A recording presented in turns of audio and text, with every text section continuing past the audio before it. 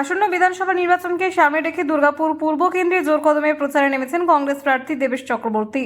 কেন্দ্রীয় সরকারের শিল্পনীতি, বন্ধ হয়ে পড়া কারখানা এবং ক্রমবর্ধমান বেকারত্বের ইস্যুকে সামনে রেখে এদিন তিনি জনসংযোগে জোর দেন। দুর্গাপুর স্টিল টাউনশিপের কনিষ্ক রোড এলাকায় বাড়ি বাড়ি গিয়ে সাধারণ মানুষের সঙ্গে কথা বলেন প্রার্থী। তাদের দৈনন্দিন সমস্যা, কাজের অভাব, শিল্পের অবনতি নিয়ে সরাসরি মতামত শোনেন এবং সমাধানের আশ্বাস দেন। প্রচারে তার সঙ্গে উপস্থিত ছিলেন কংগ্রেসের স্থানীয় নেতা, কর্মী এবং সমর্থকেরা। সাড়া পাচ্ছেন দেখুন, প্রচারে ব্যাপকভাবে সাড়া পাচ্ছি। মানুষ চাইছে কংগ্রেসকে, কারণ কংগ্রেস ছাড়া ডেভেলপমেন্ট নেই। দুর্গাপুরে যেটুকুনি কাজ হয়েছে সেটা ভারতীয় জাতীয় কংগ্রেসের। দুর্গাপুরে যত কলকারখানা তৈরি হয়েছে সব কংগ্রেসের তৈরি। পরবর্তীকালে এবিএল টেবিএল যখন বন্ধ হয়েছিল সেটাও ভারতীয় জাতীয় কংগ্রেসের তৈরি, সেটাকে সারভাইভ করে নিয়ে এসছে।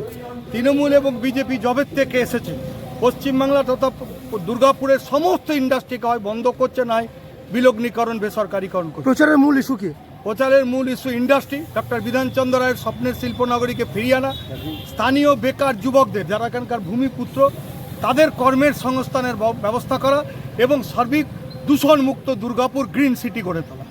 দেবেশ চক্রবর্তী জানান, দুর্গাপুর একসময় রাজ্যের অন্যতম শিল্পনগরী হলেও বর্তমানে বহু কারখানা অচল হয়ে পড়েছে, যার ফলে যুব সমাজ কর্মসংস্থানের সংকটে ভুগছে। এই পরিস্থিতি বদলাতে শিল্পাঞ্চলকে পুনরুজ্জীবিত করা এবং নতুন কর্মসংস্থানের সুযোগ তৈরি করাই তাদের মূল লক্ষ্য। তিনি আরও জানান, মানুষের কাছে সরাসরি পৌঁছে তাদের আস্থা অর্জন করাই এই ঘরে ঘরে প্রচারের উদ্দেশ্য। কংগ্রেস প্রার্থী হিসেবে মানুষের পাশে থেকে তাদের সমস্যার সমাধান করতে চান বলেও জানান তিনি।